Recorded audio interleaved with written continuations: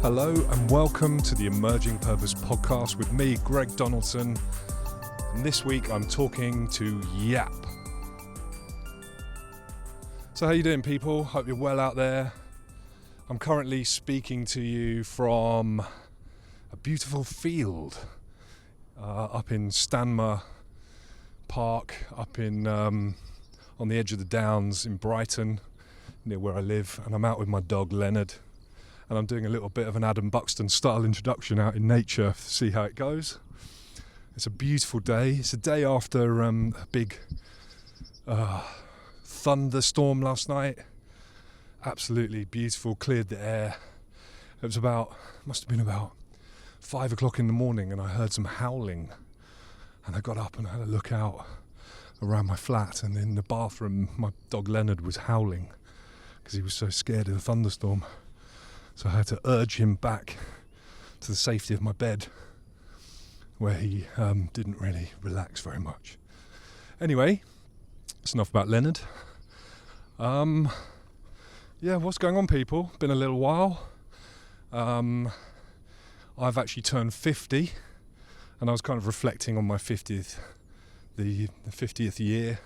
It's been a strange old year. I had a kind of really strange beginning to the year where I'd kind of realised that I've been working as a therapist for about 10 years, and as much as I love my job, I felt like I needed a bit of creativity. And then towards Christmas time and then beginning of this year, I've been working as an actor as well as a therapist, and finding my love of creativity again and really enjoying that process. And then the kind of ups and downs that come with that, because when one creative project finishes, it's like there's a kind of desert again. And it's like, okay, what's the trick on keeping this kind of sense of what's next and what is in the unknown, and how do we, navigate that? How do I navigate that? So that is the question that I will continue to ask myself, and no doubt let you know what comes next. But at the moment, it's the podcast that keeps me grounded and keeps me inspired and talking to more people.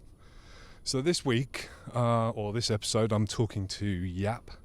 YAP is an incredible human being, such a lovely guy.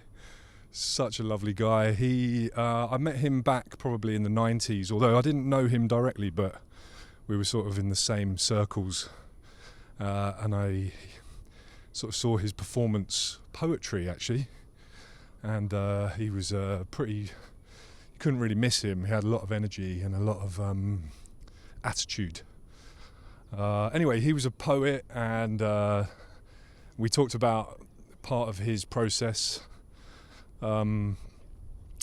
He was also the lead singer of a band called 1 Minute Silence, and the band that made it pretty big. I'll put some links on the show notes. And then something surprising happened, and Yap will tell you about that. We talked about that at the beginning of the conversation. And then the rest of the conversation we kind of got into, Yap's he's a bit of a philosopher, and he reads a lot of Immanuel Kant. And he's kind of, as we talked about, he's kind of seems to have absorbed Immanuel Kant's, just going through a gate. Kind of philosophy, and the way that he talks about it is very eloquent and very interesting. So, hope you enjoy the conversation. Just at the end there, we were talking about a book that Yap had sent me, a book that he'd written about his experience of being a father and having his child taken away from him by his ex, and her disappearing off to another country, and his whole journey about how he went and reclaimed his son and went through courts of law and all the sort of feelings he went through, and the sort of energy he had to put into getting his son back, and actually eventually that happening, which is just incredible. And I'll put a link to his book there as well for you. I hope you enjoyed this conversation. I certainly did. So this is me speaking with Yap.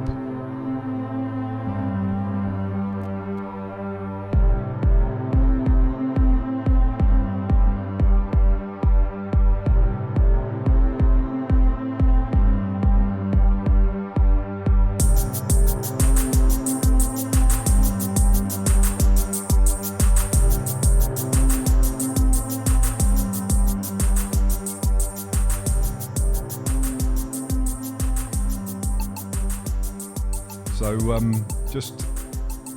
are you listening to anything at the moment? Like you were just talking about podcasts you're listening to. Yeah, well, Peterson is my main focus, and I've been given Matt Walsh some time, and I like I like the Joe Rogan show, but I love Peterson because he really is now, giving me access to so many different intellectuals in different fields, and so I tune into all these.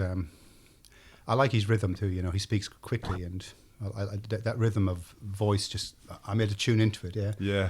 I listened to Ian McGilchrist, I think that's how you pronounce it. Yeah. Phenomenal man, consciousness and psychiatry and all that. But he was really slow paced. It was the first time I enjoyed a speaker at that pace. He was really eloquent and everything was concise and precise. Yeah. Yeah. So normally I'd speed up the tempo. Yeah. Really? To take it in faster. Yeah. So you're quite a quick processor. I process fast, and I actually think that's the appeal for Peterson too. For people, I think we process fast. A lot of people. I mean, I speak quickly too, but to speed the information, we don't want to be waiting for it. Yeah. We want snappy there. Where is it? And that holds us too. It's like hosting the poetry circles. The fast poets, you learn to host and you pace them out between the quieter, slower poets, because especially the young audience, when they hear someone like Ash, say, or Spliff Richard, that rhythm, they're turned on just by that alone. The speed, it feels like there's something else going on that holds them. And they like keeping up with it, even though they miss every other line, and they go, "No, you lost me on line 5," and right. But it's that buzz, it's that rhythm, like I said. So yeah. So just to open that up a little bit, just when you talk about those poetry things, what are you talking about there? There's the community of poets. Yeah. When I host, say, the circles at Small World, for example, or Tribal Festival. Earth, the festivals, and I mean that's where I mainly bring my poetry now. I don't really go out into the poetry scene in London anymore. Been there, done it type of thing. I like just being at the fire. And hosting all the great poets, but when you're hosting, you have to learn to balance and keep an audience, and especially young people, you want to keep them at the fire, yeah. And I've learned over the years, like if you put on a slow poet, somebody who just reads and they're very quiet, you lose all the young people. You lose a lot. You can lose 2/3 of your audience before the poem ends. They quietly just disappear into the shadows, yeah. So you learn to sort of open up with the fast poets like Ash, like I said, or Spliff Richard, or Pete the Temp, and you have them. And then you always say, like, as a host, okay, they'll be up again later on, keep your bums on the seats. And so you're letting them know, oh my God, I want to see that again. And I've kept young teenagers sitting there for 3 hours. So you become the conductor. Yeah, a conductor, yeah. So there's you tune into the rhythm of what's needed in that moment. Yeah, kind of like, right, you're next. Okay, right, you. Yeah. And it does work. It works. Yeah. 95% works for you. Yeah. Like I said, I've had young people come up the following day and going, oh my God, I sat all night at your poetry circle. And they want to be out partying. Enthralled. Yeah, they have been enthralled, yeah. And it's simply because, there's an excitement and you build it up and word it the right way. And it's like any act, being in a band, being an actor. Yeah. It's not just about the lines and the script. There's a certain dynamic that comes with holding the audience, suspending them for a certain period of time and trusting that. Trusting that. Yeah. So take me back a bit. I'm really interested to hear what got you into that. Because the thing is, when we're talking about you and what you produce and put out into the world, it's not just poetry, is it? It's it's sort of like there's a lot of mediums you go out on. And I'm just wondering if you could take us back a little bit to. Well, I was 1 Minute Silence back, 17 years on the road from start to finish, recorded 3 professional albums with Virgin Records. That was a buzz, but I left all of that almost 20 years ago now. The band was called 1 Minute 1 Minute Silence. What kind of band was it? Heavy rock. We were kind of described as British Rage Against the Machine, won Best British Live Band and so on with Kerrang. Our second album sold about, I suppose, 200,000 albums. And the third album I left a week before it was released. It was shelved. Very few people got hold of the copy. What happened? I spent a year internally trying to reconcile my place in the music industry and what I thought it would be, and what, you're young, you dream about fame and, girls and rock and roll and money and all that shite. It was in my radar, but it really wasn't that either. It was just this young energy that had to attack the world. I got the name YAP when I was about 11. Always mentally. You got named YAP? When my older brother gave me the name YAP. That's where you got your name? Yeah, from my older brother when I was about 11 years of age. And I just didn't know how to switch off, and the band was an outlet for that. I just thought, and I was trying to escape normality, what I believed to be normality, and the mundanity of it. So I either thought sort of Hollywood or band, you know, and Yeah. I was brought up in a musical family. And You grew up in Ireland? in Ireland, yeah. Small little village called Templemore. Mm-hmm. And so I was, you know, my mum and dad were all Irish musicians, but I sort of drifted into rock music. And I loved the energy of rock music. AC/DC turned me on. And then, you know, I was driven to start a band. And like I said, we eventually got signed up after just so much. I was consumed. We finally got a deal. Lucky, one of the lucky bands. There's lots of bands who were just as good and better who never got a deal. How did that happen? You you sending it off, or they saw you, or A&R, or? You know, everything, no matter who you are or what you are in life, it comes down to luck, yeah. Uh-huh. Because we sent off our demos to every record company and every magazine. And one day a kid said to me, after one of our gigs, he was buying one of our demo tapes, for £3. And he said, I'll buy 2. I know Dan Silver from Metal Hammer. I said, oh, here, give that to Dan. So, because we were trying to get a review in Metal Hammer, and sure enough, 3 weeks later, we got Demo of the Month. And we'd sent in 100 tapes to all the magazines, no recognition, because we're one of a million, yeah. And the following, after about 2 or 3 weeks later, we played a gig in the Water Rats up in Camden, I think. And we came off the stage, and there was 2 older guys there. And the chap's name was Abbo. And he went, amazing band, like just, you look like caged animals trying to escape a cage, like like a tornado. Yeah, we had amazing live energy. We were renowned for our live shows. And I said to him, what do you do? And he said, I'm a record company. And I went, sign us. And he went, I'm going to. Honestly. But the point being it was that 6 degrees of separation. That young guy, by handing out the tape to Dan Silver, Dan ended up sitting on the plane to New York beside a scout called Pete McCarthy. Pete hadn't seen him for a decade. Say, hey, Dan, they got chatting. And you listening to anybody new at the moment? And he took off 1 minute silence off his earphones, put him onto Pete's head. Pete contacted Abba from New York, said we need to sign this band. So my point is that young boy who bought our demo tape, and I never knew who he was. I can't remember him from Adam. It was meant to happen in that way. He was the reason that wouldn't have happened. We might have never been signed. There was no 1 minute silence. And didn't mean we weren't a good band. Like I said, luck of the draw. Yeah. And I've always been aware of luck. Luck plays an important part. So you went through this whole journey of like rise to stardom, and within that, and had the kind of adoration and the followers and the kind of big crowds and the big gigs and all that sort of stuff. Yeah. And then which album did you say it was? The third album?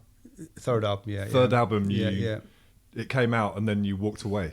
Yeah, well, by the third album, we'd moved on to another company called Taste Media because V2 kind of went bankrupt. Branson's new Virgin label. So we got on to Taste Media, and we got working with John Leckie. And John Leckie's a huge producer. He worked with Paul McCartney, worked with Radiohead. Okay. You know, big producer. He picked us out of a bag. I mean, we could afford, we had big money behind us, and we could afford a big producer, but not a John Leckie type. That's the biggest, that's Michael Jackson producer. Yeah. And he picked us out of a bag, and we recorded our album. But we were doing a warm-up tour. And we were hoping to go out and tour with Muse. That was the same label now. The new label we had was Muse's label. And I just got off the tour bus and went for a walk and came back and said to the guys, look, there was a crowd waiting for us to go on stage. It was about 9:30. We were half an hour late for the gig. I said, guys, I'm never going on stage again. That was 20 years ago. Oh, my God. And I have never been on stage ever since. And I've never Did you go on stage that night? No, I didn't. I just couldn't do it anymore. Couldn't do it. And you know, I've often looked back in the last 20 years in the proverbial mirror, if you will, at like trying to find some thread of regret in there, but there's none. Because it was a year-long decision to make that decision. Because I was growing up in the industry, and I was realizing I can't find balance in here. I'd lost sight of music and what it meant to me. Right. I couldn't reconcile myself to being part of T-shirts that were £30. I was fighting everybody all the time. Right. You don't know some of the stands we took against the music industry while we were in it. Yeah. I was banned out of my own record company meetings, put it like that. I just couldn't play ball. Because you were basically taking taking your integrity into those meetings with a moral stand, and they weren't having it because they wanted it to be a product. Yeah, they wanted it to be a product, and there's a reason, you know. And like we went out on a European tour, and I said to my manager prior to going out, right, take more money off the merchandise. And he said, the last bit of money we can take off is the band's share. I said, take it off. And no one in Europe knew that we played a European tour, and most of the money comes in for bands, rock bands, through merchandise. That we played a European tour, and all the merchandise, the thousands and thousands we sold, the band were the only 4 people not getting any money from it. Wow. Yeah. Just to get, I didn't want to be £30 for a hat, you know, the ticket prices,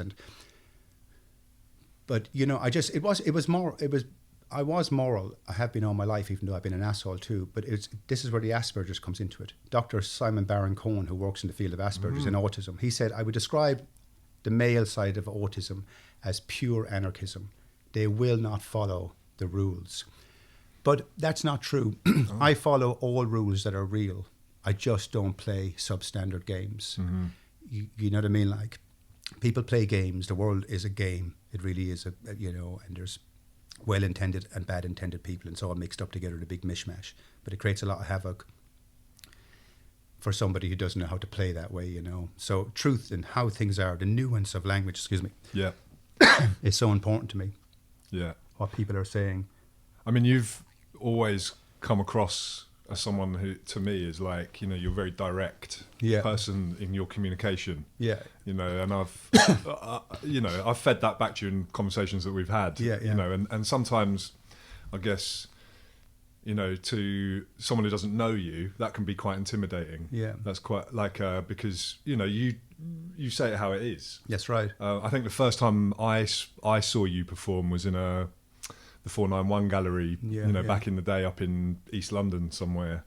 And it was like, hearing you do your thing is like, oh my God, I'm being told off here. Yeah. Like, and I feel like I've done something wrong, and it's kind of interesting to have that as an audience member, to feel like, oh my God, fucking hell, this guy's saying something I should fucking listen to. But what most people don't know is I went home on the tube from all of those gigs, biting my mouth, going, it all came out the wrong way. And that was nervous energy. Right. It wasn't nervous about, I was there to speak the truth, my truth, and how I saw it. I'm not, I pull no punches. But I didn't want to spill into the audience in such a negative way. My intention was not to upset anybody in that kind of way and make people feel intimidated, because I'm a teddy bear inside, and people now who know me know that. Yeah, I can come across as intense because I am machine-like when I get going, and there's a machine. There's no room for emotion. I tell you how it is. This is how the world is. This is how I believe it to be. And I got better and better in that over the years by mastering the mind, basically, structures of the mind. So, and then over the years I learned to sort of pull back a bit from that, not to be, to control my anger, to control me and I grew up, you grow up, you mature, don't you? And I reckon now for the last 16 years I've been in a very, very happy state of mind, apart from a bit of melancholy, and apart from my son, the situation that happened with my son going to Australia, that threw me out of myself, out of kilter, but that was something outside of me. But in relation to my own state of being, I'm a very balanced, happy being, and as happy as you can be, given the circumstances of life. Yeah. But like I said, I'm a different person now when I host poetry, when I throw down poetry. People do not find I'm not intimidating anymore. But I'm just as direct.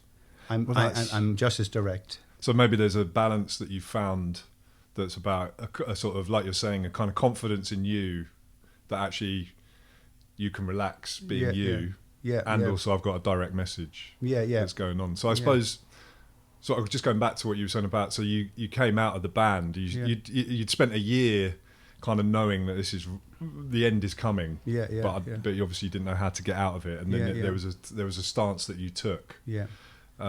Just jump. Into frying pan into the fire. So what just happened jump. after that? I mean, where do you find yourself when you leave a machine like that? Yeah, I because I've been so consumed for 17 years from start to finish, I just made a promise to myself that I had to go on a road and find spiritual happiness. I was waking up to that, how important that was. I was desperate to find something different, because that didn't bring me the happiness I thought it would. The ideal you imagined fame would be, and it's not.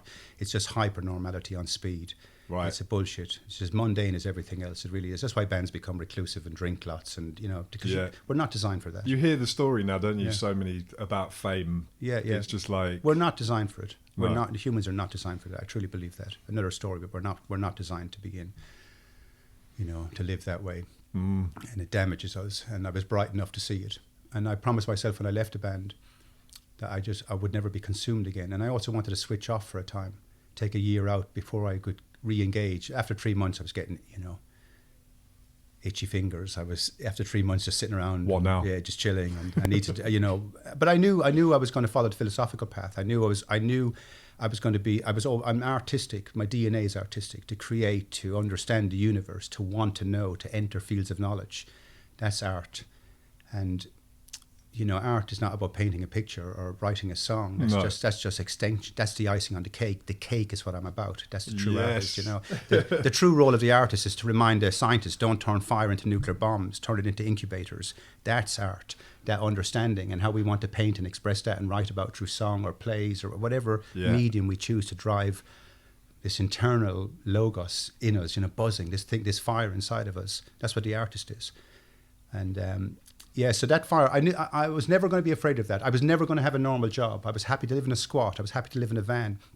I'll work here and there and make cash in between the cracks. Yeah. I was never going to be part of, the system. The system. Yeah. And even having my child now and the routine I'm in with him in school and so on, I'm still not part of the system. I'm still a very free agent. Yeah. Well, that sounds like that's important to you. You were saying about Asperger's then. So I'm just wondering if there's a bit more. Excuse me. Is there a bit more about that in terms of your relationship to knowing that in yourself and what that means to you and how to be in the world? Yeah, absolutely. Well, when I was diagnosed with about 13 years ago now, and it made my mum, the shrink had to interview my mum. They have to talk about childhood to map the patterns of behaviour and developmental stages and so on. So I was diagnosed and confirmed what it was, high functioning autism. And it made a lot of sense to my life. It made a lot of sense, even like you said, when I went to clubs and how I frightened people, and I didn't know how to be in the world. People can easily see you as very confident, and I am confident in my own way, but I'm also extremely shy, and I like to stay away from the world. Like my own sister finally got it one day. She said to me, I get it, Yap. Like if you enter the world, if you have to enter, the anger comes out and you can't contain it. Gotcha. Yeah, it's like I'm so direct with everything, and because doesn't matter how direct you are, people don't seem to change their ways of being, and there's many reasons why, you know, people are caught up in the world. But it's like I eventually just, my head screams inside, and if I engage with the world, you know, I'm not like ordinary people. You see a different side to me, but I've learned to control that with age and time. You know, for one time, you know, I could put my head through a window in the middle of a meeting in a conversation because none of it made sense. That kind of madness was inside of me. I know real schizophrenia, the real paranoia of it. I know my 20 years of my life were tied up in shrinks by degree. But then to have that diagnostic to say like you're Asperger's, and it just, but I was balanced by then anyway, you know, in life. Yeah. I knew myself. Two different mums had said, yep, you were on the spectrum, and they both had autistic kids. And so I went to be diagnosed, and like I said, it made a lot of sense, the hyperness of mind, the way I could never switch off. When I was 7, my mum remembers me counting wallpaper patterns. You know what I mean? I remember 10,000 triangles, 15,000 squares. Wow. I would count the patterns in people's houses. So you don't switch off? I can't switch off. Yeah. So it comes out through creativity, and it never switches off. But funnily enough, I have, and like I said, through yoga, through finding the festival scene, I find like Small World is my home, because my favourite festival, because I don't have autism in that field, because everyone is as real as they can be.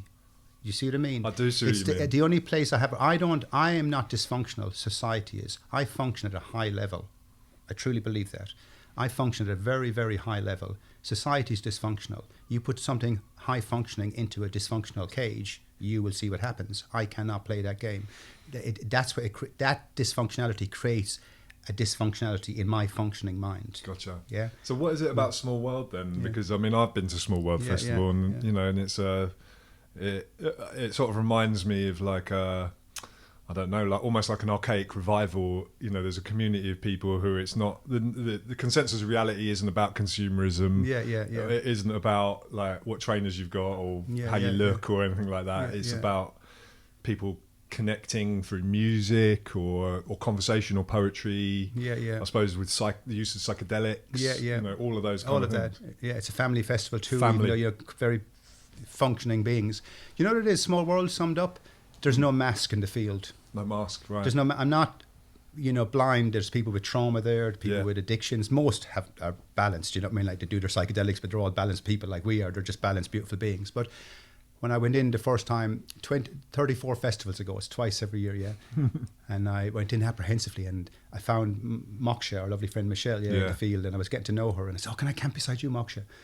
And it was the first time, I up to that point, I thought beers were just like, festivals were bands and beer, you know, these big bloody, I actually didn't know this format existed. I just didn't know. I didn't know. So it was new to you. And I walked in on the Friday and I left on the Tuesday going, what the fuck was that? I will never miss that again. And it was just, like I said, and over the years I've seen the behavioural patterns and so on. But given the world we're in and given our long evolution and given what we've been as a species, I just found solace in there. I just found in the madness of it all, without a mask, people were real. They were doing their best given the circumstances of life and where they were on the evolutionary ladder, if you will. And I went, that's good enough. Do you know what I mean? Like that, I'm so balanced. I love every conversation. Everyone is doing their best. Everyone is doing their best. And I wasn't expecting people to be metaphysicians to enjoy their conversations. Just be real. Just whatever you are, cry if you want, talk crap if you want. Just be beautiful and be. And I also found in the festivals how, you know, to find that balance with men. You know, that there was men were holistic. They weren't afraid to talk about words like sensitivity and love, and they weren't threatened by those concepts. You know, honestly. and that helped me feel, because machismo men are part of the outer kilter dysfunctional system. Anything dysfunctional, the language is in the nuance of it's the body language, and how we present ourselves is a huge field of language. And absolutely, like a dog's bark at me because they find discomfort around me, because I have a discomfort around, say, dogs, and they sense it. And I'm like a dog in society. I can't handle your discomfort. I can't handle it. So I was just having really interesting. You're talking about this because I was having I went to my local sauna this morning, and I meet up there with a mate, right? And sometimes when we sit in the steam room or whatever, we have these conversations that are like deeply emotional, like, oh, my relationship is a bit like this, and I'm feeling a bit sort of spiritually like that, and there might be one or two other people in there who are like, you know, and it's kind of they might come in on the conversation or they might not. So today the steam room was full, and I was talking in the way that I normally do, and my mate, it's so funny, he just wanted to change the conversation to football. Right, because that's what he felt like. He felt that that we were stepping over the rules of men how we communicate. Right, and so when we came out of the sauna, I was like, "What was all that about? Why did you start talking about football once we got out of it?" And we got into a really interesting discussion about, you know, what it is what the he was taking care of their feelings like them not wanting to feel uncomfortable about men having an emotional conversation. I was like, oh mate, well I feel like that says something more about you than them. It relates to his triggers and insecurities by degree. There'll be that in there, you know. People can be, I know men, you mentioned the word sensitivity around them, and they'll close up because they're Rambo and they don't know what to fucking do. What are you talking about? That word can cripple them. They don't even understand what a real punch is, an intellectual punch, and how easily you could sort of pull them down to size and just go, look, you know, men are not muscle. That's absurd. Yeah, and what was interesting as well, he said, you know, did you see that guy in there with all the tattoos? Like, I wonder what he thought of that. And I thought, well, that's interesting that you put that projection onto him, that he's the one that would be uncomfortable with that. I bet if you talk to him, you'd actually find out that he might be the most sensitive person there. He's been through all this pain in his life. No one escapes it. That's right. So let's learn, how do we talk about it? I sort of admit that I might be over confessional in the way that I speak, because I find that's what brings connection with people. So I sort of go the other way. But I think there is I love what you're talking about, because that's obviously what Small World brought for you, is this like, this exists. Yeah, this exists. And then it opened up England to me in a new way, and then India, and then, like, you know, I my whole journey changed after leaving the band, like I said, and I was suddenly, say 6-7 months later, I was at Small World for the first time ever, and just jaw-droppingly brilliant. It was just, and I have never moaned and complained there once of the 34 festivals. And in 3 weeks' time, it's on again. It's already the best week of my life, because I'm so in tune. Everyone goes to YAP, the biggest kid in the field, and I am, because I absolutely love it.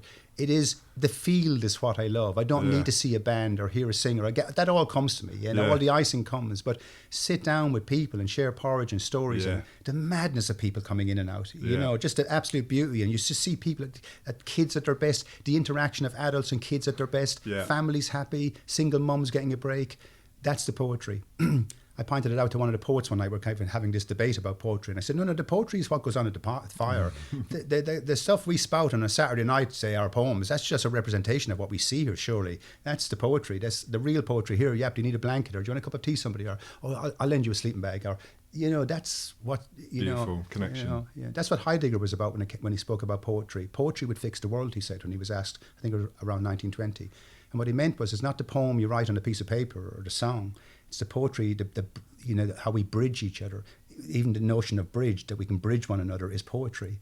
Yeah, let's Wow. cross the Wow. river. Let's cross the river on the highest bridge of the highest way of thinking, and find each other and love each other with the circle of life. That's loaded. Those few metaphors are loaded. Yeah, there's so much context there. It's bringing us together. And that language, don't turn the fire into nuclear bombs. Turn it into incubators. That's what he meant. That's what Heidegger meant. That language is in flow. The logos through us, and that's what life's about. What do you know about Heidegger? I don't know too much about Heidegger. Yeah, philosopher. I liked Heidegger. Kant was my main field. Heidegger was all about phenomenology, and to understand. He wanted to lock the phenomenological spanner down into the ontological nut, because that's the way he believed we would get to know our way into metaphysics, and I believe that to be the case too. Yeah, I believe. And unlike a lot of the Western philosophers, he went to the East. He understood that phenomenology, we couldn't just be that regimented, systemic way about. Yeah. The East had something to offer too. The European way, the Western way was closed off to that almost. Even to this day, they're starting to come back on track. Yeah. So phenomenology, you mean how reality is interpreted, what reality is? Well, yeah, rather than say psychology is one field of the mind and psychiatry another field, but phenomenology is about the structure itself. I mean, we recognize order, we recognize pattern, we recognize systems. Yeah, we recognize. Therefore, we can recognize behavior patterns. Therefore, we recognize structures, compositions. Yeah. So the mind, to know that, to even divulge that and to concur on it, the fact that we can concur, something is going on in our minds that is outside the realm of psychiatry and how we mix into the chemicals of this world, if you want, and the psychology in terms of how we get on with each other and relate and create societies and that verse and so on. The fact if you disengage from all of that, your mind is set up, it has a set of structures within it. And phenomenology is the window into that. How Gotcha. are these structures? What way are they in? What is the ABC Yes. of them? It's like what a compass is a nice way of thinking about. What is the north, south, east and west of our cognitive compass? Yeah, because the compass moves in and engages through the ego with reality, whether you want to go for some shopping or bring your kids to school or go to a festival or write a piece of music. We engage, disengage all the time. I engage with farming, I engage with science, I engage with black holes, I engage with lovers, I engage with my child, I engage with friends, disengage, engage. So our ability to disengage, engage is something different. Engaging and what we engage with is something different than the fact that the mind can engage, if that makes sense. So that's just that's phenomenology. And then we have the ontology, which is the nut. What are the structures of existence itself? And if ontology is A, B, C, D, just to sort of sum it up in a simple way, if ontology turns out to be A, B, C, D, what's the A, B, C, D of phenomenology that we can lock down into it? Yeah. So it's it's basically the way we interpret reality through those A, B's and C's. Yeah. We can kind of take it out of, look at it in contexts. To look at it, well, we're trying to find it. We're trying to look at it. We look at contexts. So we're trying to find the one eye that sees it all, one ring to rule them all. What's the one? We have one abstract eye that abstracts it all, no matter what field. Everything else is a field we're abstracting from. Only one perspective we know contextually is a field that does the abstracting. That's the highest flower in nature for me. There's an eye within us all that abstracts from all the fields of abstraction. Yes. Nothing else in nature is doing that, as far as we know. There's more than likely sentience, conscious sentience in all living beings, but we don't know. We can only know our own contextual structures and then work from there. How does our own... That's why I love Kant. How does our compass work first before we engage with anything else in an intelligent manner, any of the metaverses, so... Yeah, so you've done a lot of... I mean, that's one thing that I've always been very impressed by you. And I know that you're not doing it for that, but there's something impressive about your level of engagement into research of that. And actually, it's obsession. It's the kid. Sorry, it's the kid who was counting wallpaper patterns. Yes. I utilized it and engaged with it because I can't shut it off. Shut it off turns into schizophrenia. And isn't that incredible that you can do that, and that's your superpower? Yeah. That you can do that. Yeah. And there's no headache for me. I mean, to me, like, studying is just... Farmers love farming. People into medicine love medicine. I don't like medicine. I mean, people, cutting open boils and things. Beautiful beings, the philosophers of medicine. I have nothing but the highest respect. But I love farming the mind. I'm a farmer of language. Farming the mind. I farm the mind. I often talk about, I come from more the psychology aspect. Certainly in terms of like my, being a psychotherapist, but I sort of think it's irrigation of the mind. So it's a sort of similar job. It's like, we've got all this kind of unconscious drives that people are trying to hold down and away from themselves. And my job is to come in as a kind of a farmer of that and dig irrigation channels. Get into the soil of the mind. Thoreau, into the soil. So and like I said about poetry, Heidegger, look at the poetry in our language. I love that irrigation. It's an irrigation of the mind, and straight away I concur, because it's the same perspective, and so those words open up verses to us, and there's something, and they color in the language for us, and we get a buzz out of it. We resonate and go, oh, that's beautiful. But that's exactly what it is. To know the mind.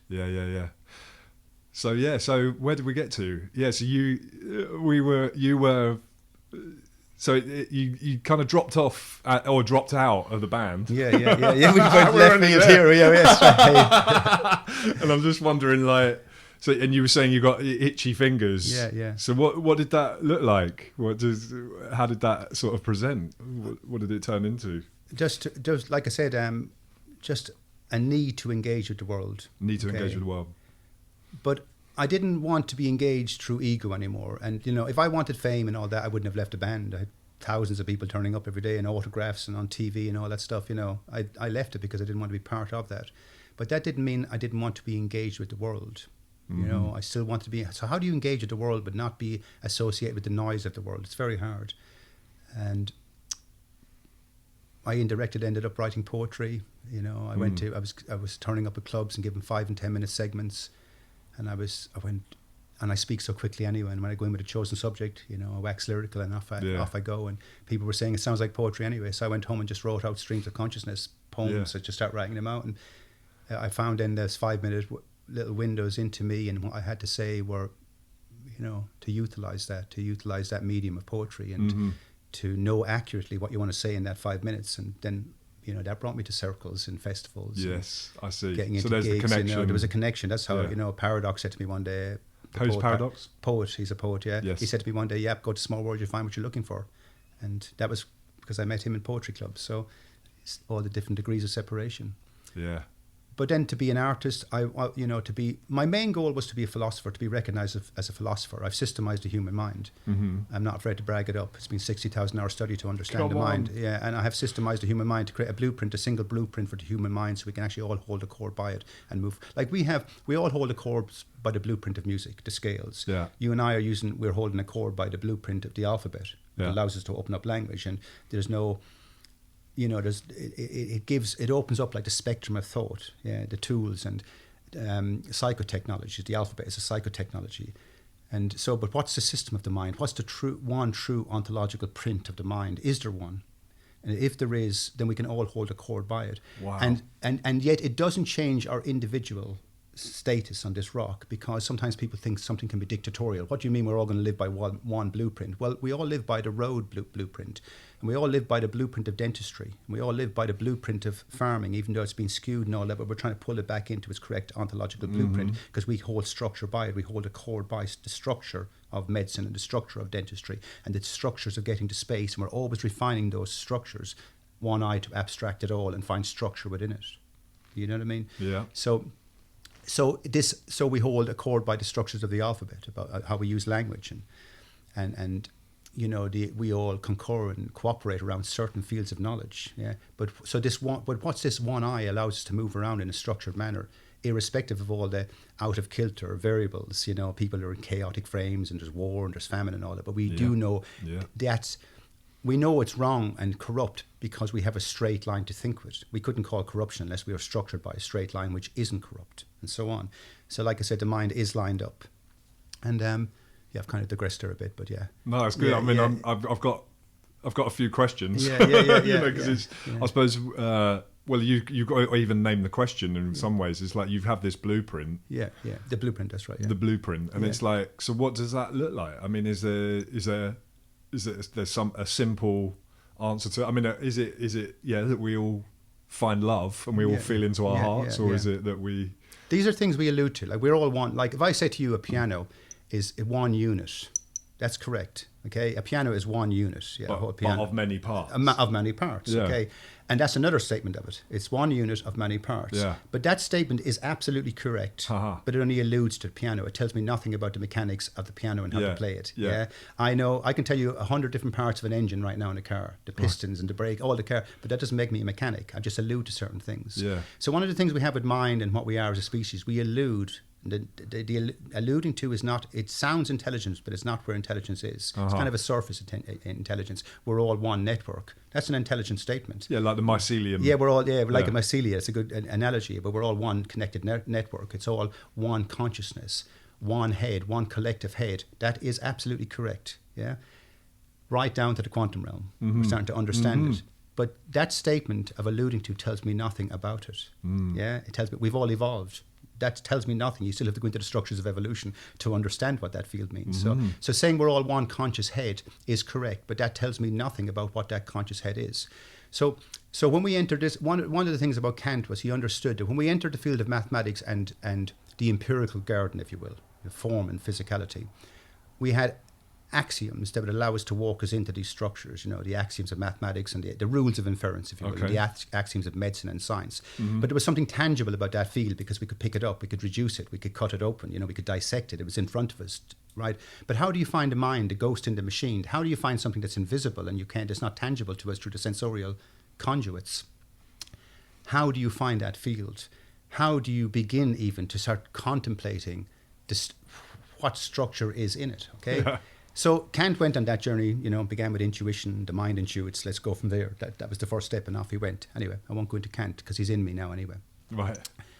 Kant. So you can speak from that perspective anyway, and not about him. Yeah, I built from Kant. Yeah. I refined Immanuel Kant. Kant. So he was a philosopher. Philosopher 250 years ago. 250 years ago. Okay. Phenomenal. Yeah. You can't actually, he says at the beginning of your book, you can't read Kant. He says, you cannot read me. This is a study. You are about to enter an ocean of complex abstraction that will drive your brain over the edge a billion times. Oh my God. Is there a particular tome to look for, or is it just all his work? All his work, and and honestly, in the thousands of hours I've given him, I know a lot about Kant, but you can't know Kant. I wish I was around to speak to him. And what I mean is, it's like I went to Bruce Lee to learn Kung Fu, and I got the game. I get you, Bruce, but now I'm moving into YAP Kung Fu. I've taken what I need from you. You become the master. I become, thanks for that foundation, but Kant, you didn't find what you were looking for, and to know that was enough. He laid down a lot of structure, and he built a lot of a priori patterns in the mind to show us, look at this, we can mirror these structures.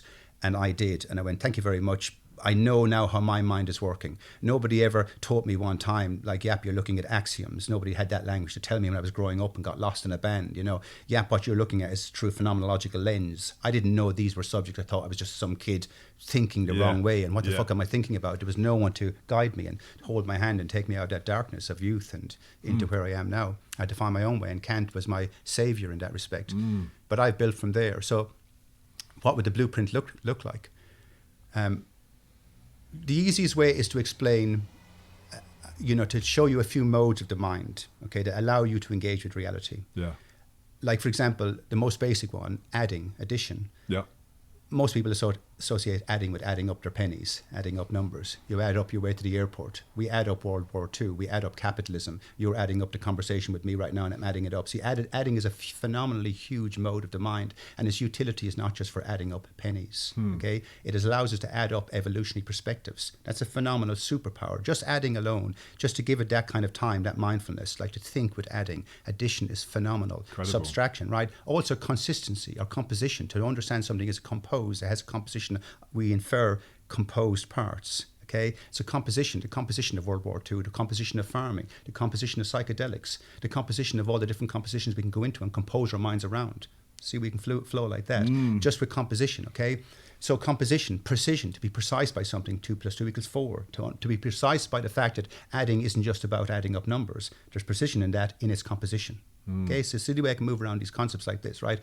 So there's many, many modes of the mind's configurations when something doesn't figure. World War II didn't figure. Hierarchy doesn't figure. Yeah, it has no configuration that suits our ontological tract. You see, it doesn't figure. That's why we understand configuration. A square doesn't have 5 points; it has 4. That's the configuration. Therefore, it figures. Yeah. So we're able to move in and out of configurations and compositions and whole composition to be composed by certain configurations and hold precise by them because we can add them up correctly. Okay, see the way I can speak like that? Yeah. That's now I can Kind keep of mind-blowing. No, I actually can keep speaking like that for hundreds of hours without stopping and keep adding it up. Okay, so we move to so there's a set of modes in the mind. Okay, that allow us to think systemically. All knowledge is based on systemizing our fixed positions, fixing the mind around the correct configurations, and so on, right? Yeah. So all of these modes, so when you start to think of like adding, subtracting, multiplying, precision, extension, expansion, we extend into conversations, we expand. We're extending into conversation right now, and we're expanding, we're holding scope and scale with it, okay? Yeah. So I've, on my own YouTube channel, I've spoken, with all the modes, I've relayed all the modes. So anyway, when you take all the modes together, here's my point. When you start to see addition, to add on, to be precise, to add on the configuration, they're all like the leg bone connected to the knee bone, right? Composition connected to precision, precision connected to addition, subtraction, multiplication. You can't move one without the other. They're a set unit. Now, we're talking about modes right now, and it's nothing to do with the ego of man or woman, whether we like jazz or blues or ice cream or festivals or Disney World, whatever the fuck we're into. We're to talk about something in an objective way that we can subject ourselves to, along with structure. It's nothing to do with ego. It's a separate thing. This is the abstract eye that sees all, because it cannot see without employing these modes. You can't see without precision or adding or configuration or composing yourself around a configuration, including going to an airport or making a meal. You just cannot. Even making tea earlier has a configuration. Tea bag, water, kettle, electricity. You just take it for granted. You're composed around a set composition. And when you said to me, would you like tea? And I went, yes, you didn't bring back beans, because you're able to add up and concur on what I said. So your system is employed. And if you go into psychedelic study later on, you'll imply the same system. And if you start watching a movie, you'll be adding up, and you don't even know you're doing it, right? So that's the system. Wow. Now, my point is, it doesn't matter if you're Chinese or Russian right now. We said the same thing, in Chinese, say. I would be relaying, adding is the same for Chinese. They add their way to the moon, you see. Adding is the same for Russians. They hold composition with the configuration of plays. So these are pure states of the mind, okay? Now, in that, so if you think, if I relate all the modes now, and I won't, it would take too long, but if I relate all the modes now, and you just thought of the modes as a conceptual constellation of modes, in it you would see a systemic blueprint for the mind. And it's tautologically grounded. I won't go into that now, but that means it's locked down. To debunk what I've just said, you would have to use the same system. You'd have to add it up for me first, show the precision you understand of it, and then take away the configuration. You would be using the modes. It's tautologically wrapped up in you. You can't. That was part of understanding the system I was looking for. That's why it took thousands of hours. I had to understand. I had to wrap it up as a tautological unit. I went, what the fuck does that mean? When I really got into what do I mean? What do you mean tautology? And the hours it took me to do I understand tautologies? Do I understand ontologies? I didn't just take it on. Ontology or phenomenology. It took me a decade to understand those concepts. To understand. So you absorbed. To be them, to embody them, to embody and to become them, to become addition. Do you know what I mean? So that's what you're saying, that the blueprint is understanding that on a much more embodied level. In a mindful way. In a mindful way. Yeah, the Buddha took us disengaged from the ego and desire and took us down to the shadows. But you disengaged, that's still you in place, something that can re-engage back into this realm. I didn't want to sit at the shadow down there. I went, but what? There's still something of me. And this system then, I believe too, is I didn't go looking for God. I went looking for the system, a blueprint, and in it I found God. I wrote that recently. That's why now I have a new version, an embryonic God on the table. I believe this systemic I within all is it's something that's dominant to man and woman because it rules man and woman out of the abstract equation. We can't be premised. We have no predicate. These are illusions and ideals we grew up along, and to really change the paradigm of thought is going to come in, a new paradigm of thought. I believe that, and we're going to start looking at God differently. Man hasn't killed God. God has killed man. There's a huge difference. Our premise is only ideal, but we have no real premise. We cannot predicate ourselves. These are just things we grew into, constructivism, and went on the wrong path. But I believe there's a new way of looking at God and what this thing is within all, and But either way, whether the God part is right or not, I don't know. The system is, and the system will come into fruition over the next few millennia. The way the alphabet came into fruition, you don't even see it arrive. I won't be here to see it arrive. I'm just adding to the work of all the great philosophical minds, and what you've just said, God, I feel like I'm probably going to have to listen to this bit of the conversation like quite a few times, but I feel there's something in it that just makes sense on on a feeling level. Yeah, yeah. You know what I mean? My mind isn't quite there. Like, I'm like, Yeah. oh my god! Like I mean, as you say, you speak with speed, and it's like trying to keep up with that is an interesting pursuit of itself. Once I go into where my mind lives, it just comes out as fluent music, doesn't it? Yeah. But right there, sorry to go back to that, what you said there about there's a feeling, there's something in it. Yeah. That's human intelligence at its highest. Right. Even with Kant one time, there it is. I feel there's something in there. I feel there's something there. There's too much structure in it for me to be talking crap at very least. Do you know what I mean? Like, it's worth investigating. Any intelligent mind would understand that. Yeah. It's worth investigating. Yeah. And that's it. Yeah. That's it. Also, the other thing that was coming into my mind, and I don't know whether this was just a distraction, but it was kind of like, I was kind of thinking, AI, we're on this precipice at the moment where we're, as a human race, we're kind of going, what the fuck is coming? Do you know what I mean? And what have we created? Yeah. And actually, there's something, we're creating something outside of ourselves that could create a lot of, well, it can help in a lot of ways, but it could also get into the wrong hands, and that's the sort of worry. It's a big worry. It's a big worry. Yeah. You know, and so when you said, this sort of God created us, what did you say? It was God? Well, God is arriving at itself through the conduit, man, woman. Right. It is God that is tautologically wrapped into us. I'm a pantheist. We're a God, and we have a superpower inside of us. We have a set of utility modes that create a systemic abstract I within all, that one I to enter all fields, and it's a phenomenal measure of us. It's a phenomenally monumental. It's the only thing that's abstracting in this universe, and it abstracts through systemic modes along a bed of pure axioms. I'm not going to break down that, but that's what's going on. But the fact is, the species is what I'm saying means I'm a monkey here trying to think this way. Yeah. Well, I was a fish and I was a monkey, and now here I am trying to talk about abstraction and axioms and what the fuck. Yeah. And what the fuck is good enough. What the fuck is halfway up the mountain. That's phenomenal. I want to go in there. I want to know that. I want to know it. And so I went in there, and now I found the workings of the compass. The next stage now is to get onto the right ontological track and move forward, lock the phenomenological spanner down into the ontological nut, and start to move forward on the correct path. Wow. And where will this take us on our meta journey? Evolution is not a straight line forward, and evolution is a journey inward. It's a state of elevation, and the further we go down into the interior, the more elevated we become. You know what I mean? Like, so it's like the bifocal vision, the in and the out. In and out, but it's an interior journey. There is no exterior journey to be had. We have thinking of evolution as a straight line, came from fish into monkey into man. Right. There is a straight line of modification through that into the body, but it wasn't a straight line as so much as something arriving at itself, falling into place. The cake isn't moving forward. You're mixing it until it falls into place. Okay, Yes. And in that falling into place, nature now has been able to get a grip of itself, and now it's at the second stage. It's at the stage of finally getting onto the correct ontological path, so it can move out of the dark once and for all and know itself. Okay, and to come out, we're only recently out of ape. We're only recently into alphabet. So we as a species are only at the beginning of our journey, and God. People keep thinking that God is some cosmic finished product. But what about God as in an embryonic state of development? What about a God as in an embryonic state of development, trying to come through a systemic eye in a conduit of flesh? That's just looking at that, going, that's a phenomenal. Even if it's wrong, that's a beautiful version of God. Absolutely. It doesn't have to be a magic man in the sky with a wand. That paradigm is behind us. And so it doesn't mean God is dead just because the old paradigm version of it is dead. We're not in a position to kill off God.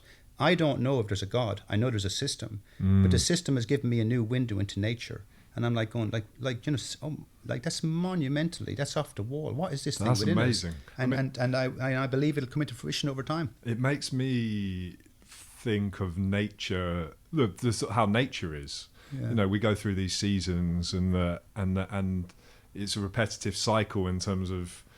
Things are born, things flourish, and then things die away. So why wouldn't that be the same, or couldn't be the similar reflection in terms of life and death, and how new intelligence within us is born, or spirituality, and what? So exactly. Why does it have to be all-knowing, wise for?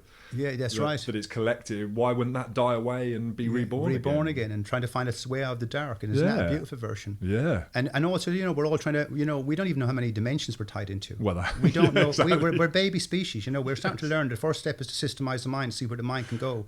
through the interior verse. But, you know, we ask questions like, where did the universe begin? Where does it end? And all that. We are not big enough to know these questions yet. Yeah. Like, that's why, like I said, just ground yourself first in how does the compass work? What way is our ship sailing? Okay, what's the epistemological path, so to speak, you know? Because, you know, we have a lot of practical knowledge, and that knowledge is needed for to live in a conventional way and then live and thrive in this physical, empirical reality. But there's no answers to the existential questions in that reality and in that field of knowledge. So, you know, what journey are we on? Where are we going? And what way does the compass work so we can sail forward correctly and at least know then we're on the right path for asking the correct questions in the existential sense. The rest is just a practical field. So would you say, I mean, I sort of asked this question because it's something, you know, it's a sort of theme of the podcast in terms of purpose. Yeah.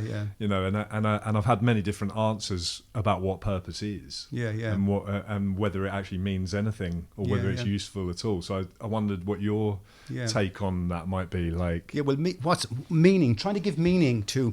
We've been trying to give meaning to a conduit and not the electricity passing through it. The reason we haven't wrapped up meaning for man and woman yet is because we cannot predicate man and woman. They're not in the equation. This is a biological astronaut suit to allow a meta agency to travel through it. That's what I truly believe. So we have to understand a meaning. We can't give meaning to that which isn't. Like, we have wires running to these microphones. The conduit is the wire. It's electricity we need. That's just something to allow something to pass through. Okay, we're a conduit. We're a biological conduit, and we got lost in our ego thinking there was this idea of solipsistic self. Not the case at all. There's a semblance of it. But that's because God is passing through us and wanting to wear something and enjoy itself on the journey. Because to enjoy is to thrive and stay alive and keep going. Yeah, and that's part of necessitating itself. So God is on a journey, you know. So I give meaning to that which is being necessitated through us. That's what we call necessary contingency. What is being necessitated through our species, you know, and it's a system. That's all we can know. That's all we can know. Because it's a system making me say that. What is being necessitated through us? That's what I give meaning to. And then there's the teleological argument, not theology, but teleological argument, which is, what is our trajectory? Do we have an end? Is there an A, B, C to Z end goal of nature? What are we growing towards? Is it all just random variables and we just happen to pop up in an emergent manner, and here we are like ducks and spiders on the planet living out on this rock, and it'll all burn out eventually, and hey ho? Or is there something more majestic and meaningful within it all? Okay, but there's meaning and understanding. I love the fact that the system within takes man and woman out of the equation, the abstract equation, and I'm cool with that. There's something of me. The bacteria on my body are not me. They're own little entities. Like, where am I when I reduce myself down? And I'm cool with that perspective. I'm not afraid. Like identity, I identify with jazz or with love or with friends. But what's identity? I can't identify the body. Let's get into identity. Identification, another mode of the mind. The mind wants to identify, and it starts to identify. And right now, I can only identify with the fact that I have the mode of identification, and I can identify lots of modes in play as a system. Back to that again. So I identify with that. I don't identify with being Irish. There's an ideal in that, or being male, that's your purpose. Being male or white and all that. You know, I have a relative purpose out in this realm while I exist here. But, you know, like, I identify with a set of modes, and these modes cannot identify body, so I don't go there when I'm on my own free-thinking way. I am not in the realm of man ever. I ruled out that 15 years ago. I went, what the fuck?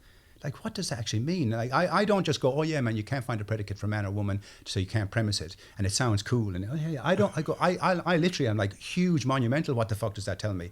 What am I identifying here with? And being comfortable with a set of modes that abstracts everything out of picture. I'm this abstract I lost in an ocean of inferential variables, and going, that's stunning. I don't need. That's the body. That's but what you can see that from that's what I embody. Does that come through the? That's come through the work and the research that you've found that you've now embodied. Yeah, because it's. I mean, hearing you say it, for me, it sounds like, that's a cool thing. Yeah. I'm still at that, like, wow, that's cool. Yeah. But I sort of understand it in an intellectual way. Yeah. But I don't, to like go, wow, I'm not sure it's kind of clicked over in terms of like. Yeah. Oh, well, I can, I sort of get what you mean. It's like, so what's flowing through me is the purpose. Is the purpose. And it's flowing through a system. It systemizes. We have to allow for it. It systemizes. That's how we're trying to systemize conversation right now. Yeah. We systemize how we know. We cannot know anything without systemizing. To find symmetry with the geometry of plays, you systemize. Yeah. Every single thing you know, from making a meal to being a doctor, is a systemizing. And even now, and I've systemized the mind as a systemizing tool. That's tautologically in us. Right. And it's in you and it's in me. I went looking for universals. You add, I add, Mr. China adds. That's a universal. Okay, I can't say we all like jazz music as universal, because that's not the case. Or we all have the same skin tone and all. It's not the case. But we all add. That's a universal fact. There's no arguing and there's no ego in that. There's no America in that, or Irish in it, or English or anything, or Russian or anything. We all add. We can add up everything. We all add. So at least there's one universal. And it's also wow, adding. When I gave you the weight earlier on, it's a superpower. Going, wow, that's an amazing measure of our species. If I was an alien observing something, go, wow, that species adds. That's phenomenal. You see what I mean? So it's all in us. So I went looking for these modes that are within us, and finding them has shown me their power, their utility, and I love living in there. I don't live in the empirical garden. No. I left this place a lot. I don't meditate to get away from here. I meditate to come back. I'm in a happy place all the time, and I'm continuously and I'm also finding, because I won't go into this now, but I also found we believe we live in a temporary framework. But I found an intuitive constant in the mind one time, and it's freaked me out ever since. How does my mind intuitively sit in a constant? We all think we die, but I can show a mathematical constant that the mind sits in. So I've been working ever since. Maybe the case of the mind will start waking up in the next realm, in a metapond, and millions have been dissipating and dying away and getting in there like a white noise getting washed away. The mind, and they look back in a trillion years going, wow, the first pioneers have got into the metaverse, like a sperm hitting an ovary, a new sperm hitting a new ovary. How the mind just goes in and finally they start to figure out systems and how to hold themselves in there. Everything else just got sucked away. I'm trying to think by where will my mind go? Does it travel on? And if it does, I'm not waiting for a prayer to save it. I'm going to work on the structures, the ontological structures within, so I can lock into it. And like I said, maybe it'll be a terrifying place to go into, and they look back in time to come and go, wow, the early pioneers of metaphysics. It was one thing for a fish to crawl off the beach and become a Homo sapien, but for the mind of the Homo sapien to crawl out of that head and go into the metapond, what the fuck? That's a scare, because you're semi-conscious, not like the fish who were on the beach, the amoeba. This time you're kind of like, what the fuck? I know this is happening. Yeah, will we wake up? So I spend time there too. I don't know is my answer to that. My work that's the powerful answer, isn't it? That's the honest answer. But none of us know. If you said you did know, I think, oh, fucking hell, that's a bit mad. That's a bit mad, Well, people want people to know, don't they? That's why you get the whole guru culture and why it all goes kind of a bit, the power. Yeah. Well, here we are sitting at the coronation weekend. That's right. That's right. The big... And no one understands the irony. Nobody understands majesty. The majesty of a bee. The majesty of a fly on shit and what it's doing for the whole of the ecology. That has purpose. The monarchy doesn't. A fly on shit has more purpose. That's an ontological fact. That ain't my fault. It's just an ontological fact. And I'll go into the structure if you want me to. It doesn't mean I wouldn't all give Charlie and them all a hug, but I don't play monkey. I don't play clown. I do not play in a world of half measures. I don't play Santa. I'm an adult. Move on from it. We're all lost. We're all lost, but we have, on that note, I mean, look at the majesty of the system within, the majesty of trying to become as a species, the majesty of the alphabet. I understand majesty, the majesty of man and woman, the majesty of children, the majesty of bringing them up and giving them your heart. That's true majesty. So it's not that I don't understand what majestic is. The spider building a wig. I'll go into majestic for the rest of the day. Majestic, okay, but substandard isn't majesty. Looking down on my child is not majesty, and half recognizing its whole history, not a fucking chance. I'm too big for that nonsense. Do you know what I mean? But one of the ways my system works too, to go in on that note, it's a true measure of man and woman. And what I mean is this: we have a class system. That kid can't spell. That kid failed in school. And another way of saying is that systemic abstract I was brutalized in the system, but that I can add up. It can't spell adding, so it lost a point, but it can add up its entire world and know it's getting fucked over. That's some serious adding. You give it an evolutionary variables and then they add it up. Okay, so we're all one measure of a system. There's no class in this. So our highest measure is not chandeliers and mansions and money. We know that. That's just a joke, okay? The highest measure isn't strength and fast cars and the biggest house. None of that is the highest measure. So what's the highest measure of our species if we're going to measure ourselves up and classify ourselves, especially if we're going to break ourselves into 3 different classes, or many as in India and so on? What are the classifications? Well, we can classify humans as having a systemic abstract I within, and it's the same measure in all. That's the measure of human. Okay, nothing. So we can no longer look at humans through the system and say, "Well, I'm better than that person. I'm more important. I'm a different class, a different genetic structure, all that shite." Yeah, we have to look at each other and go, "Wow, what are we not utilizing the potential of? Okay, what are we allowing? Not just we're losing all the Einsteins, all the doctors. We're losing God. We're losing the strength of this systemic I to ourselves, and that's an impoverished class of people. That's a good classification. Handing it over. Yeah. The guru. handing it over. But as a result, we've had class systems and popes and bloody monarchs putting on hats. And they're not the fault either. I don't hate Charles and Elizabeth. I give them all a hug. I just wouldn't tell them what my truth is right beside them. You're going to play games around me, but then you'll meet a man. That's not my problem. Yeah. And so, but society's upside down. It's out of kilter. That's just one measure of it. Absolutely. But like I said, let's understand the true measure of us, what a species we are, what a species. And I believe in time people will become more and more mindful of that and stop the separation. Where's the division of the Russian guy has a system too, the Ukrainian guy, you're all carrying systems. That's what you are. You just lost out here in a monkey suit fighting over bananas. And we will get over that eventually. We will. And perhaps that's what, it comes back to, doesn't it, in terms of the evolution of it. Of learning to add in a conscious way. Yeah, learning to add up. And kind of, and being, that doesn't, we're still playing around in the mud. Having to sort of create this kind of opposition to each other and you can't, I always come back to it's like everything is God. Like everything is God. So there's an intelligence in all of it. Yeah. But then when you look at it and you see what the way that we play it out, it's kind of like soap opera. Yeah, you know what I mean?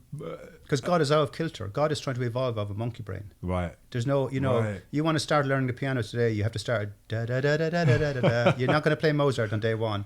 Everything goes from simple to complex, nature included, simple to complex. Yeah, we had to create an alphabet and language, complex language. Yeah, from noises of whatever to. Yeah, if we were living 6 million years ago and we were two monkeys and I was intuiting these ideas and so were you, I couldn't relate them to you. We didn't have a language. Yeah, we had to evolve into it. The stoned ape theory. The stoned ape theory. Yeah, the Stamets theory of this idea that that a lot of language came from this idea that we were out walking the plains and we would find mushrooms and eat the mushrooms, and then sort of this way of being able to communicate and think beyond ourselves. Yeah. So it's like the stoned ape becomes like the sort of conscious thinker. Okay, no, it might have triggered the system becoming. The system is a priori. We were able to speak because we had a complex system within. We were able to hold precision with things and add things up and eventually give nouns to the things we were adding up to and have a conventional utility with it. So we could relay certain framers. Let's go hunting. Let's go to the well. Another baby's born. Let's protect. Words that were built around what we are. But all of those words were talking into place. We cannot speak without the modes within us. They're all we're moving around a composition of words right now. What we're moving around when we speak is we're actually relaying inference points to us. I'll answer the question about the stoned apes. We're relaying inferences. If I was speaking in Russian and you could speak Russian too, it would still be the same set of inferences. 4 points to make a square is a set of inferences, right? We relay inferences all the time. So when we take away our words, the mind is a system that's locking down onto inferential points. And what are inferential points? Only fixed position, patterns of fixed positions. So that's actually what's going on behind language. So as we evolved, this system was locking down and optimizing and identifying fixed positions and me, you, and them, and us, and this, and that's what we put our language to, and food, and fucking, and spear, and enemy, and animal, and difference, and differentiate. You see, to be able to differentiate 1 + 1 = 2, to compose yourself around what the composition is and the configuration. So we start to add up and put words, and that's him and that's her and that's this and that's that and that all adding on, right? So language was built onto the system. Language is an extension of a systemic eye, so which would have been in the ape.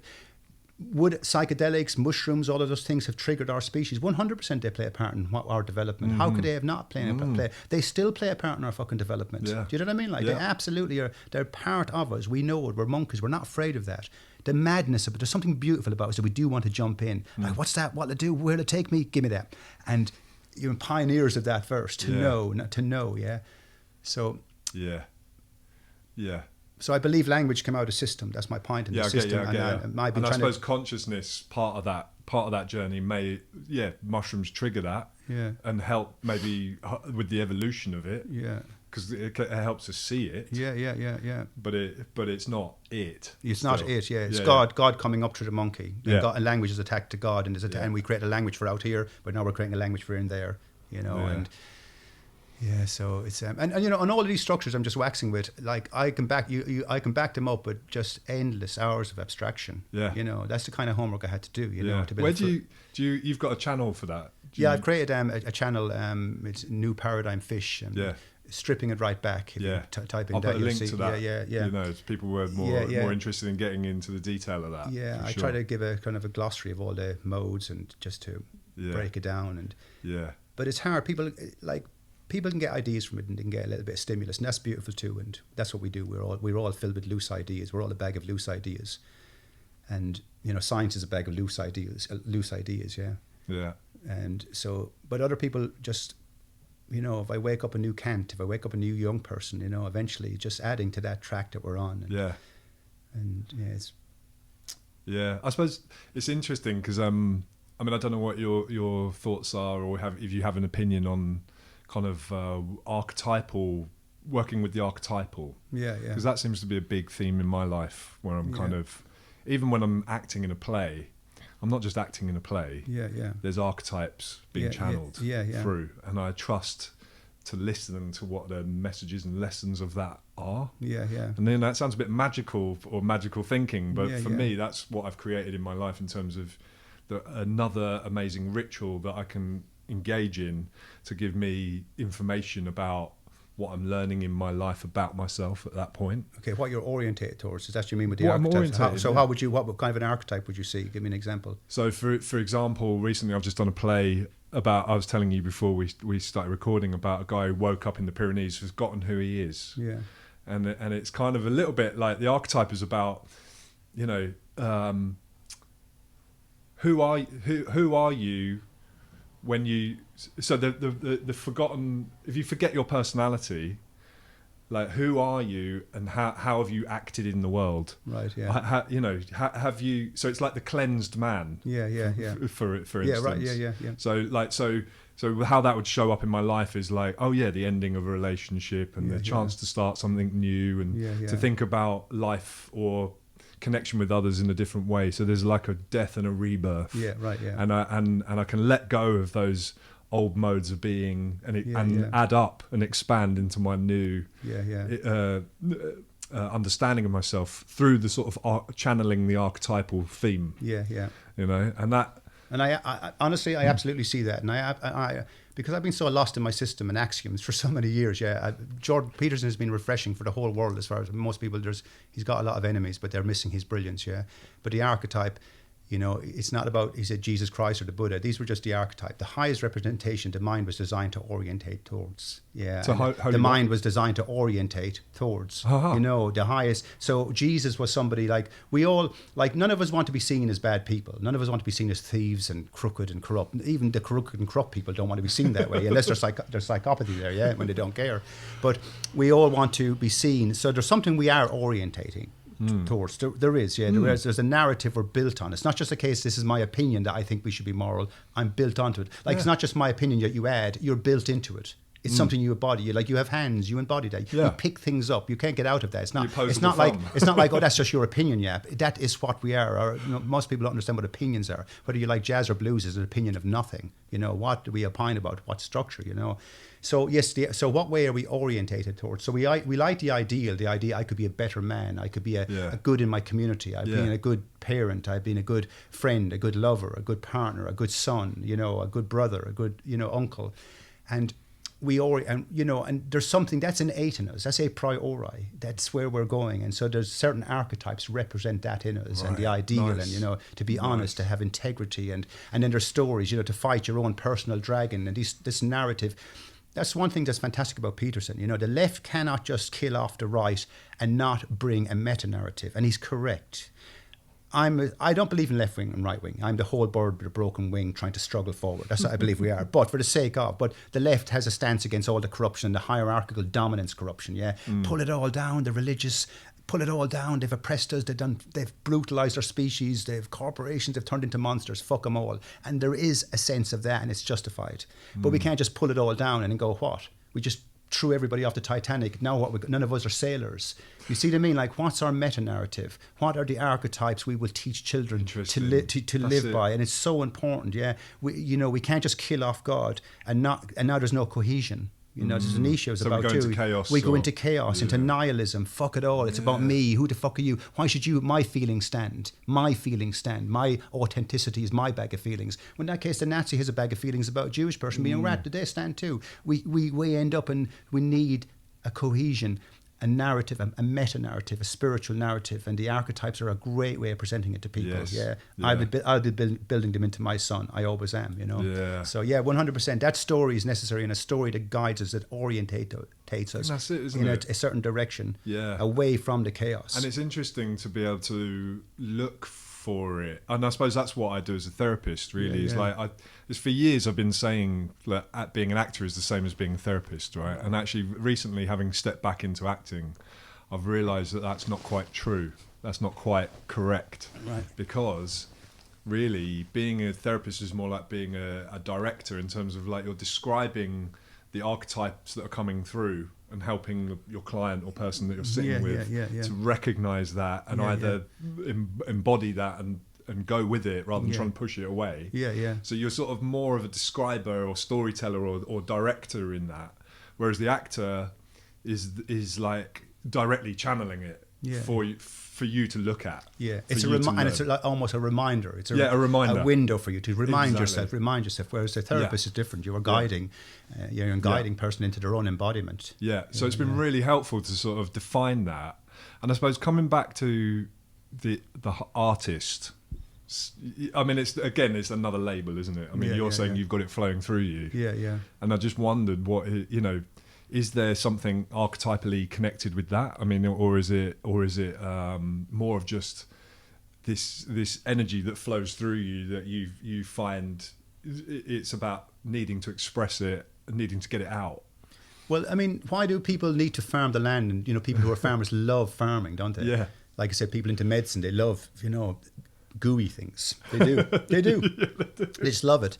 Why? There's something about nature pushing through us all, you know, and to utilize all the different aspects to survive in this realm. You know, it can't just be about building its own system. It had to survive first. And so it pushes through some of us in an artistic way. Yeah. And it needs that. And the artist is the reason we have humanity, the enlightenment, the artist, the artistic mind, the person who wants to know.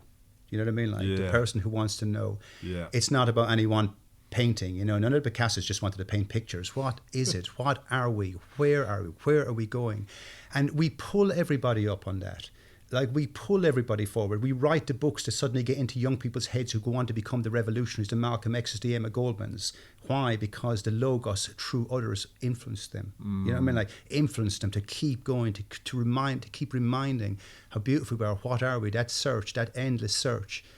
It's in some of us, and it's in some of us to the degree that it's in us, it's all consuming. It's a whole embodiment, and most people, about 1% of the species are like that.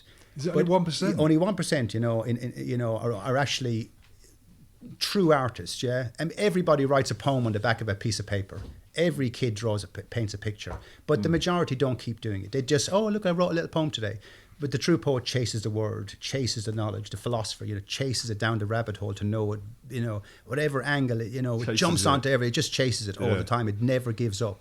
And it's not just about, yes, there's egos and narcissism in the whole world of art too, and people who got lost for the wrong reasons. But there's something about the artistic spirit. That's why most of my friends are artistic. I just love the energy that comes with them, this high resolution wave that they're all on. They're on the artistic spectrum. Yeah, on the artistic spectrum, But it is in us. We can't deny it's in us, and we can't deny it comes out more in us. And for example, people who are into, say, medicine or into brain surgery, they cannot be into art like this. There is something artistic about what they do, and the artist bestows that on them, Beautiful, but you've given up your time to those books. So you can't give up your time to painting all the time. Thank God you're so consumed with medicine. So if my brain is threatened with a tumour, you're there with your artistic hand. You can farm my brain and farm the tumour, and thank God for that. But also, you are glad that I'm farming language through art and reminding your children of the colour of our species, the rainbows through us all, that your kids don't grow up as snobs, say, just because you're a surgeon and you're a millionaire. That I'm here to remind you of all the beautiful kids at the bottom of the pyramid, and that the pyramid is upside down in a hole anyway. You know, so you know, that's the poetry. So be glad I'm here to farm your child's mind. You see what I mean? So, so the artist is the reminder of all of that. We you know, we hold the mantles of language. We remind people what integrity is, and that's the philosopher, and what honor is, and to live by it. And like I said, and people read it and write it and paint it, and it keeps going. Yeah. Nature needs that, or else nature would be a very grey, flat place. It would be still animalistic. I really believe that. Yeah, and it comes out of you in a. I mean, you know, I've got painting some of your art on the walls there, and you know, and you know, I've got a book you've written. You know, and there's something very prolific about the way you put stuff out, right? So does it matter what it is, or is it's just you? Well, painting, I'm working on. I'm almost through about another 4 books at the moment. I mean, they're almost kids' books, and a book on fiction was a book on anarchism, a story of this age-old story, and then philosophical book, and I'm putting them up in Medium now, one piece at a time, one chapter, and this eternal flow. I'm just a daydreamer. I'm a kid daydreaming all the time, but painting is just a therapy for me, but I'm still trying to show the metaphysics in it. A way to relax, a way to channel the mind, without my own obsession consuming me too much. This need to know, you know, it's all consuming. It can tire the brain out, and to not know where to plug in ever, to not be able to have no Immanuel Kant to relate to. It's a very lonely place to be. I'm either right or I'm mad. I'm happy in both places, okay? But the fact is, nobody wants to talk axioms all day long. Nobody wants to talk axioms. And there is a feeling Kant would. He would just sit down with me. We'd bore each other to death. We'd be so on it. Nothing else would come into our realm of existence. You could probably create an AI Kant. AI to have a chat, yeah. Well, an AI will never be intelligent like us, because it would have to embody a set of systemic modes and have an abstract I. It will never have that, and so it'll never. It couldn't match up. AI will never be personal. It'll never be personal. It'll add. It's not personalized. It's programmed. It's in us. We're 1 billion years of adding. Monkeys were adding up. You know, adding up the enemy from friend from foe. Adding up. It's part of us. Yeah. So you've got this kind of like prolific output. What are you interested in right now? What's your? I mean, where are you? It just keep going. Does it just keep going? How do you move from project to project, or is it just like spiders out? Spiders. Well, I mean, no, but I'm focused too. Another idea for a book came the other day, and I wrote the synopsis quickly, and I stored, and I'll write in 3 years' time. I'm very aware of my work too, not to get to spider out too many webs, because then you don't get anything finished. So I'm editing a book I finished before, Kingdom of the Blue Apples. It's a book of anarchism, and it's a fictional book, like a Lord of the Rings story, to tell you the story of life. It's repackaged once again, but I wrote the movie I want to see. I love movies. I love to escape into movies. But then I'm working on my philosophical book, and then I'm constantly writing, just mad all the time, writing different articles and writing. But there's no goal anymore. There's no goal to achieve anymore. There's no goal in terms of achieve that it has to be published. And I don't mean that so I can get out of he's not getting published. I was offered a little mini publishing deal a few months ago for a book, and they offered me a 50-50 split. And I saw the potential, and I sat back, and I had 2 reasons for not wanting to do it. One, because I'm a kid, I have a kid, and I love being a dad, and I'm dedicated to my kid. And number 2 is because I can't be fucking asked.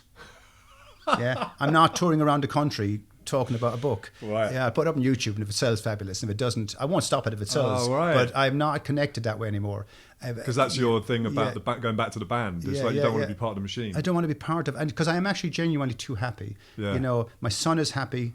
I'm happy. I have my biscuits. I have my tea. I have everything I need. I have ultimate gratitude. I've toured the world.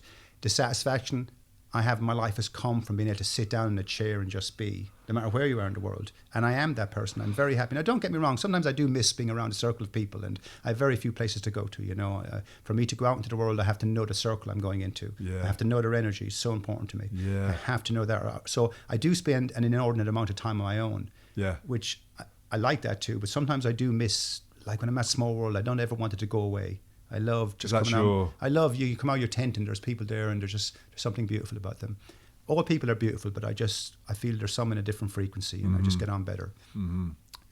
So and just keep creating, inspiring my son. That's my greatest achievement ever, being a good dad. That blows away everything. You know, that is the highest level. All these things don't matter, including my system, in compared to what we are and doing our best, and we're mums and dads and friends, and I absolutely love being a dad. I love being a dad. And you've been on a journey with that. I mean, I don't know how much of that you want to go into, but it's one of your books. I mean, I'm happy to put the link up, Yeah, or the yeah, links to yeah. your work, whatever. Yeah. You know, it's a big journey that you went on. It's a big journey. And it sounds like, well, you're saying that you love it, but I mean, it's not easy, right? It's not easy being a single parent. No. And I wrote a book called She Stole My Son. I don't mind talking about it. I won't go into too much of it, but the mum of my son was Australian. She moved back to her and she took my son without my permission, and I had to fight in court for 17 months to get my son back in my arms. And it was an abomination of my spirit what happened, and to risk his development without such a loving dad and so on. And bless, I wish she hadn't taken that road, but she did, and it's caused a deep wound. But I didn't write a book of revenge. I'm not that pathetic. I'm too bright and upright. Not that I didn't come at her in the book. I had to express my pain, and I wasn't really one for writing an emotional story. It's always something I write that's outside of me, a story to tell about the world. I'm just in the mix. So to personalize something to such a degree. But I wrote it for dads to be heard. Yeah. Beautiful mums, beautiful dads, but dads are in pain too, and you can't just take our children. And this does not undermine the oppression of women by saying this, and all the women who are struggling, all the women who've had bad men in their life, and all the million fucking variables. I know them all. But dads are in the equation too. Yeah. We're metaphysical beings, and there's a spiritual rape going on with thousands of dads, maybe millions. And some of them don't forfeit their rights. I get it, they don't deserve to be around their children. But there are millions of dads who do. Even if there are only thousands of dads who do, thousands is a huge number. You cannot separate someone from their children who wants to be with their child. End of story. So I wrote a book to express that. And I also wrote a book, you know, sometimes we all like go, fuck this world, I'm sick of it, it's a pain in the ass. I love humanity. But sometimes we all go, fuck everything. Okay? I wanted to write that book. I wanted to write, you want to hear a male expressing his emotions? Well, here it is, sisters. I just want to go, fuck all of you too. How dare you just, the problem is male, female. The problem is one of phenomenology and ontology. The problem is one of evolution. It's not one of bitching and moaning at each other. We're doing our best, but we deserve to be held up metaphysically and spiritually and understand ourselves in a better way. And I just wanted to write a book of expression. I even wrote in the book at the beginning, look, even if I get this wrong, I'm going to say it this way anyway. Yeah, that's because and I was in a place of pain. Like I look at the book now and I wouldn't have written it the same way. I would be much more measured, but I was in a state of metaphysical pain. I was in a pain that if I didn't win my son back, I would be dead now. I cannot live with this metaphysical, spiritual rape of my soul. And I use that word very carefully because you know, physical rape is an abomination, but it's the spiritual damage caused is where the real life pain comes from. People can spend their whole life spiritually damaged over something like that. Yeah. So as much as there was nobody beating me up with a hammer physically, my soul was smashed up with a chainsaw. And I felt that pain and I wanted to relay it. And like I said, even if I got it wrong, I don't give a shit. Do you know what I mean? Like the writing of the book. Yeah, even if I got it wrong, even if I said things I shouldn't have said, even if I stepped over the line, I wrote that. I actually don't give a shit. Take the filter out. I don't care what people call me. I've never been afraid of that. No, you certainly haven't. You know, I speak out against Palestine and people say you're anti-Israeli. I go, good, well, wear the T-shirt. I'm not. I'm just, that's my expression of it. You're transphobic, you're misogynistic, you're this, you're that. I'm not any of those things. I'm a loving being doing my best. I'm a monkey trying to stand up in this fucking evolutionary pond and get a grip of yourself, all of you. Don't be pointing names, throwing names at anybody. Look in your own mirror and just understand a bit more, okay? Humans are lost and in pain. And, you know, my end goal is about love. You know, it's about love. We all need to tune in. We can no longer say, even that includes Tony Blair, the King, you know, Charlie, all of them. I'd meet him in the morning, I'd give him the biggest hug he ever had in his life. I guarantee I would be the man who gave him the biggest hug he ever had in his life. And I go, Charlie, isn't it? Let's sit down and talk. You want to talk to a working class philosopher? Let's go and see how it fits your shape. My point is he'd get nothing but love from me. Whether he'd bring it to me and reciprocate, I don't know. But then we'd measure up who was the man. You know what I mean? Absolutely. My goal is that. So sometimes you've got to swing, like in Shawshank Redemption, you've got to swim through 400 meters of shite to get to freedom. And maybe sometimes our conversations need to be 400 meters of shite to concur at the end and going, actually, you know something, it's all hunky-dory, let's have a hug. I think that's a beautiful place to leave it. It's a good place to leave it, 400 meters of shite. All right. And let's all have a hug. Yeah, let's all have a hug, yeah, definitely. It's so good to talk to you, man. Oh, you too, so Greg. much. Absolute pleasure. Hope we do it again some other time. Oh, I'd love that, yeah, definitely, yeah. Oh, man, thanks. Yeah. Time for tea, I think. Yeah.